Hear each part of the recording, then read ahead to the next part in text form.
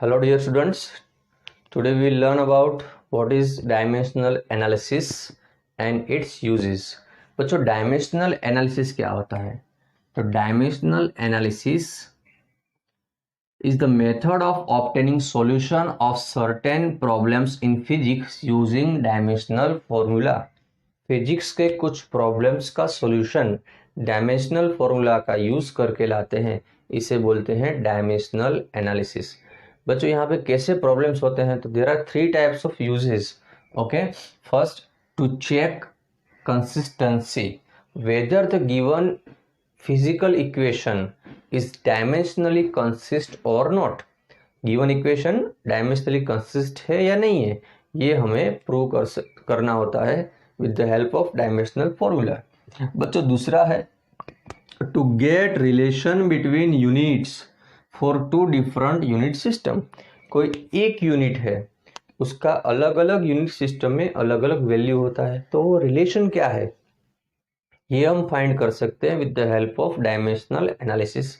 And बच्चों third one to get relation among different physical quantities, है ना। तो अलग अलग टाइप की डिफरेंट फिजिकल क्वांटिटी एक दूसरे पे किस तरह से डिपेंडेंट है, यानी कितनी क्वांटिटी का कितना पार्ट्स इंक्लूड हो रहा है dimensional formula according two dimensional formula. Okay, तो यहाँ पे हम ये तीनों के तीनों यूज स्टडी करना है। ओके बच्चों, कंपटीशन एग्जाम के लिए ये टॉपिक आपको मैंने पहले भी बताया है, बहुत ही इंपॉर्टेंट है, तो इसको ध्यान से देखिए। बच्चों थियोरिकल क्वेश्चंस भी आ सकता है 2 मार्क्स में, that what is dimensional analysis and give its uses. तो आपको इतने ही पॉइंट्स लिखने हैं, आपको 2 या 3 मार्क्स मिल सकते हैं। बच्चों अब हम पढ़ने जा रहे हैं dimensional consistency. Check the dimensional consistency. उसके पहले थोड़ा हम रिवीजन कर लेंगे। रिवीजन के तौर पे हमने जो प्रीवियस लेक्चर में क्वांटिटीज के डायमेंशनल फॉर्मूला पढ़े थे वो हम यहाँ पे लिखेंगे, जिससे आपका एक बार रिवीजन हो जाए। चलिए बच्चों स्टार्ट करते हैं मास से। आप आंसर देते रहिए। मास का डायमेंशन क्या होगा? m1। ओके, टाइम का क्या होगा? t1। बच्चों लेंथ का क्या होगा? Yes L1। स्पीड या वेलोसिटी का क्या होता है? L1 t-1 from there units. Acceleration का क्या होगा? L1 t-2। बच्चों फोर्स का क्या होता है? m1 L1 t-2। एनर्जी और एनी टाइप ऑफ वर्क क्या होगा? m1 L2 t-2। Yes pressure, pressure क्या होता है? m1 L-1 t-2। पावर का होगा m1 L2 t-3। डेंसिटी का क्या होगा? m1 L-3 t0। ओके, फिर टेम्परेचर का क्या होता है बच्चों? K1। यस, करंट का क्या होता है? करंट, इलेक्ट्रिक करंट का A1। ओके, इतने अभी इनफ है, और कोई रिक्वायरमेंट होगी तो हम यहाँ पे लिखते जाएंगे बच्चों। तब तक आप साइड में इसको लर्न भी करते रहिए। चलिए अब हम पढ़ेंगे चेक डायमेंशनल कंसिस्टेंसी। इसमें क्या करना होता है बच्चों? आपको इसमें सिंपली 1 इक्वेशन दिया होता है, इक्वेशन की सारे के सारे क्वांटिटी को मेंशन किया हुआ होता है। आपको करना क्या है कि दोनों साइड, लेफ्ट साइड और राइट साइड के डायमेंशनल फॉर्मूला को कंपेयर करना है। अगर they same then they are consist, और नॉट सेम नॉट कंसिस्ट। चलिए स्टार्ट करते हैं सिंपल सा एग्जांपल। पहला check F equal to M. मैंने सिंपल सा एग्जांपल ले लिया बच्चों। F क्या है तो आप बताओगे? फोर्स। और M क्या है? मास। A क्या है? A है, आपको इस तरह से क्वांटिटी के नाम भी मेंशन करे होंगे, डोंट वरी। चलिए क्या करना है, पहले लेफ्ट हैंड साइड लिखना है, फिर ये सब बड़े ब्रैकेट में F लिखना है। ये ब्रैकेट कुछ आपको शो कर रहा है बच्चों। ब्रैकेट में F लिखना, इसका मतलब होता है to write dimensional formula of F। इसका मतलब क्या होता है? To write dimensional formula of F। F मतलब फोर्स का डायमेंशन फॉर्मूला क्या होता है बताइए? तो होगा m1 L1 t-2। बन गया इक्वेशन 1। चलो अब आ जाओ राइट हैंड साइड में। राइट हैंड साइड में हमारे पास 2 क्वांटिटी है, एक है मास दूसरा है एक्सेलरेशन। चलिए मास का डायमेंशन क्या होगा, ओनली m1, ये रहा मास का m1। अब एक्सेलरेशन यानी a होता है, यानी ये डायमेंशन लगाएंगे L1 t-2, नंबर 2 हो गया। बच्चों यहाँ पे लेफ्ट हैंड साइड और RHS राइट हैंड साइड दोनों सेम है, सो हम बोल सकते हैं कि given equation is dimensionally consist, given equation is dimensionally consist. That's all बच्चों, था इतना इजी, आया समझ में? ओके और करते हैं, चलिए और। तो दूसरा एग्जांपल लेते हैं बच्चों, फोर्स का लेते हैं, F = mv²/r। ये है सेंट्रीपिटल फोर्स का इक्वेशन। जब कोई सर्कुलर मोशन होता है ना, ऑब्जेक्ट जब कोई सेंटर के अराउंड सर्कुलर मोशन करता है ना, तब ये फोर्स लगता है। तो बच्चों सेंट्रीपिटल फोर्स का इक्वेशन आपको गिवन है। ओके यहाँ पे आपको बता दूं मैं, फोर्स F होगा, M होगा मास, V होगा वेलोसिटी और R होगा रेडियस। अभी मैंने बताया ना सर्कुलर मोशन का फॉर्मूला है सेंट्रीपिटल फोर्स के लिए।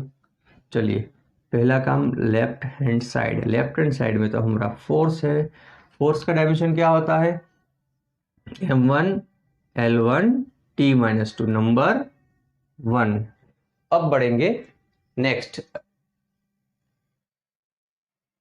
राइट साइड में हमारे पास है मास, तो मास का बॉक्स बनेगा वेलोसिटी का बॉक्स, ऊपर स्क्वायर नीचे रेडियस, है ना। चलिए मास का डायमेंशन क्या होगा m1, वेलोसिटी का बच्चों क्या होता है, ये रहा, यहाँ यहाँ यहाँ, वेलोसिटी का तो है ही नहीं बच्चों, velocity equal to speed, speed दोनों का डायमेंशन सेम होता है। चलिए वेलोसिटी का क्या होगा L1 t-1, ऊपर कर देंगे स्क्वायर, नीचे आएगा रेडियस, रेडियस यानी लेंथ बताएगा। इसको सिंप्लीफाई करो, m का 1 पावर, यहाँ पे 1 2 2 पावर, t का -2 पावर और नीचे बचा अब ये एक l कटेगा तो m1 L1 t-2 बचेगा, तो ये नंबर 2 हो गया। फिर से हम बोल सकते हैं from left hand side equal to RHS, we can say this equation is dimensionally consist. Okay है ना इजी। चलिए फटाफट नोट डाउन करिए। अब लेते हैं और एग्जांपल अच्छा सा, displacement equal to v0t plus half at²। जानते हो ना motion, equation of accelerative motion है बच्चों। यहाँ पे d क्या है, तो d है डिस्प्लेसमेंट, v0 होता है इनिशियल वेलोसिटी, a होता है एक्सेलरेशन, t होता है टाइम। बच्चों यहाँ पे हमारे पास लेफ्ट हैंड साइड में एक ही टर्म है और राइट हैंड साइड में 2 टर्म है। अब इस इक्वेशन को हमें डायमेंशनली कंसिस्ट चेक करना है, तो क्या करेंगे, हम इंडिविजुअल हर एक टर्म की डायमेंशन निकालेंगे। अगर ये सारी सेम हो गई तो डायमेंशनली कंसिस्ट है, और एक ही डिफरेंट आती है तभी ये डायमेंशनली कंसिस्ट होगा नहीं। तो कैसे लिखेंगे, चलिए स्टार्ट करते हैं लेफ्ट हैंड साइड से। बेटा लेफ्ट हैंड साइड में हमारे पास डिस्प्लेसमेंट है, तो डिस्प्लेसमेंट का बॉक्स बनेगा, डायमेंशन होगा L1। अब राइट हैंड साइड के मेरे पास 2 स्टेप है, तो RHS1 लिखूंगा, ब्रैकेट बनाऊंगा v0 और ब्रैकेट में t। v0 क्या था, तो वो था इनिशियल वेलोसिटी, मतलब वेलोसिटी, वेलोसिटी मतलब कि L1 t-1 डायमेंशन बनेगा। बच्चों टाइम का डायमेंशन तो t रहता है, टाइम का 1 पावर, ये 1 पावर -1 पावर कैंसिल आउट, क्या बचा L1। तो नंबर 2 भी और नंबर 1 दोनों सेम आए। अब बची बात RHS2, मतलब कि राइट हैंड साइड का सेकंड स्टेप ले लीजिए। अब बच्चों देखिए यहाँ पे 1/2 है, वो तो क्या है कांस्टेंट है, कांस्टेंट को कोई डायमेंशन होता नहीं है, तो हम लिखेंगे ब्रैकेट में a, यानी डायमेंशनल फॉर्मूला ऑफ एक्सेलरेशन। यहाँ पे लिखेंगे t, उसका स्क्वायर। चलिए एक्सेलरेशन का क्या होता है, एक्सेलरेशन ये रहा L1 t-2।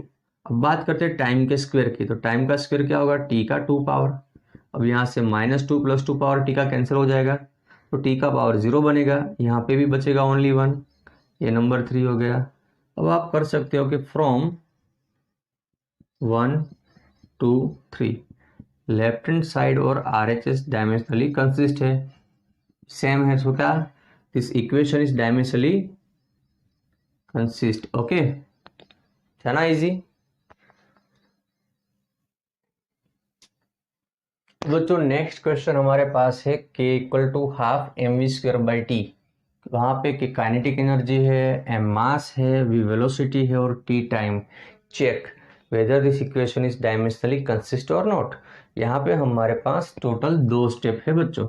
पहला लेफ्ट हैंड साइड वाला स्टेप जहाँ पे है k काइनेटिक एनर्जी, उसका डायमेंशनल फॉर्मूला होगा m1L2T-2 नंबर 1। ये रहा एनर्जी का फॉर्मूला। बच्चों एनर्जी का डायमेंशनल फॉर्मूला m1L2T-2, मतलब कि कोई भी एनर्जी हो, काइनेटिक एनर्जी हो सकती है, पोटेंशियल एनर्जी हो सकती है ना, थर्मल एनर्जी हो सकती है, कोई भी टाइप की एनर्जी हो, डायमेंशनल फॉर्मूला तो सेम ही रहता है। अब आए right hand side. Right hand side में हमारे पास मास है, मास का बॉक्स बनेगा, वेलोसिटी का बॉक्स बनेगा, नीचे आ गया टाइम। बच्चों 1/2 डायमेंशनली कांस्टेंट है, तो उसका तो कोई भी डायमेंशन निकलता नहीं है, तो हम उसको नहीं लिखेंगे। चलिए मास का डायमेंशन क्या होता है m1, वेलोसिटी का क्या होता है L1T-1 का स्क्वायर अपॉन टाइम का t। चलिए सोल्व करिए, m का 1 पावर, l का 2 पावर, t का -2 पावर, नीचे रहेगा t। अब ये t को जरा लेके जाइए ऊपर, क्या होगा m1L2T-3। देखिए क्या ये दोनों राइट है, क्या ये दोनों सेम है? पहले तो ये देखिए सेम है, 1 पावर 2 पावर, ये मैच नहीं हुआ, मतलब कि left hand side is not equal to right hand side, so not consist. बच्चों ये इक्वेशन डायमेंशनली कंसिस्ट नहीं हुआ। क्यों नहीं हुआ? क्योंकि बच्चों दोनों साइड के डायमेंशनल फॉर्मूला सेम नहीं निकले, है ना। तो इस तरह से हम डायमेंशनली कंसिस्टेंसी चेक कर सकते हैं। क्लियर है बच्चों? अब हम सीखेंगे सेकंड मेथड, जिसका नाम है to get relation of unit in two different unit system. पहले तो हम इसका एक इक्वेशन समझेंगे बच्चों। इक्वेशन है n1u1 = n2u2। ये n1 है वैल्यू और ये है यूनिट। बच्चों ये n2 है वैल्यू और ये है यूनिट, मतलब कि n1 इज वैल्यू और magnitude of unit in first unit system and it is the dimensional formula in first unit system. n2 है वैल्यू और magnitude in second unit system and u2 is dimensional formula. बच्चों इस formula का use करके हम अलग अलग unit system में कोई एक यूनिट का रिलेशन लाएंगे। चलिए एक एग्जांपल से समझते हैं। एग्जांपल क्या है हमारे पास?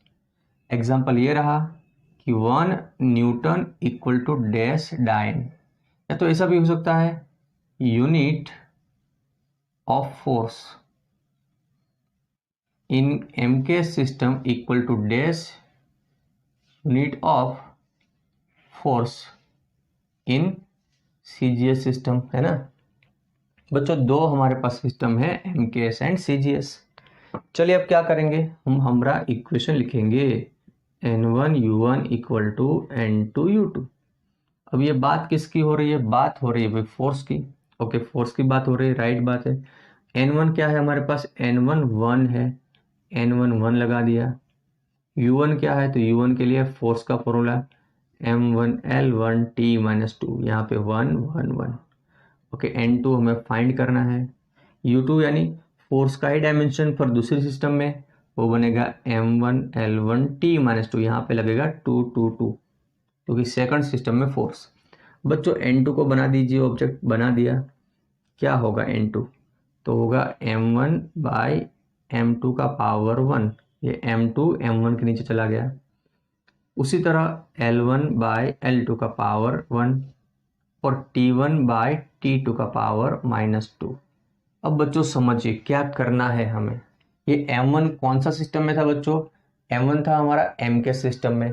MK सिस्टम में मास क्या होता है? 1 kg। और उसको मुझे CGS में कन्वर्ट करना है तो क्या करेंगे हम?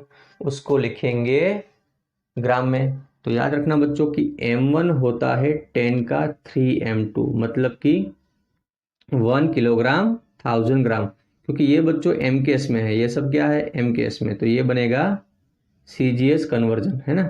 चलो लेंथ हमारा L1 था मीटर में। बच्चों लेंथ हमारा न्यूटन के लिए लेफ्ट हैंड साइड में, यहाँ मैं लिख देता हूँ, ये हमारा MKS साइड था और ये क्या था? CGS। तो बच्चों MKS साइड में हमारा लेंथ L1 किस में था? मीटर में था। तो CGS में लेंथ किस में बनेगा? सेंटीमीटर में। और 1 मीटर क्या होता है? 10 का 2 सेंटीमीटर। तो यहाँ पे 10⁻2 L2। क्लियर? ओके, अब उसी तरह हम टाइम की बात करेंगे बच्चों। टाइम में कोई चेंज होगा नहीं, तो टाइम में हम वही का वही रखेंगे। ये चेंजेस खाली आपको याद रखने हैं, अगर ये चेंजेस करते आ गए तो आपका काम इजी है। चलिए यहाँ पे N2 लिख लेंगे। M1 क्या होगा बच्चों? 10 का 3 पावर M2, नीचे M2। L1 क्या होगा? 10 का 2 पावर L2, नीचे L2। ऊपर का पावर लिखते रहना है। यहाँ पे T2 और T1 सेम होंगे, -2। चलिए अब यहाँ पे 10 का 3 पावर 3 1 जा 3 इंटू 10 का 2 1 जा 2 पावर, और यहाँ पे बचा 1। बच्चों M2 M2 cancel, L2 L2 cancel, T2 T2 cancel. यहाँ पे 1 बचेगा, 1 का -2 पावर 1 होता है। आपका आंसर आएगा 10⁻5। मतलब यहाँ पे ब्रैकेट में लिखा जाएगा 10⁻5, है ना, 10⁻5। तो याद रखिए बच्चों कि 1 न्यूटन क्या होता है? 10⁻5 डायन। और उल्टा कर कोई पूछता है कि 1 डायन क्या होता है बच्चों, वो होता है 10⁻⁻5 Newton. Please make a note.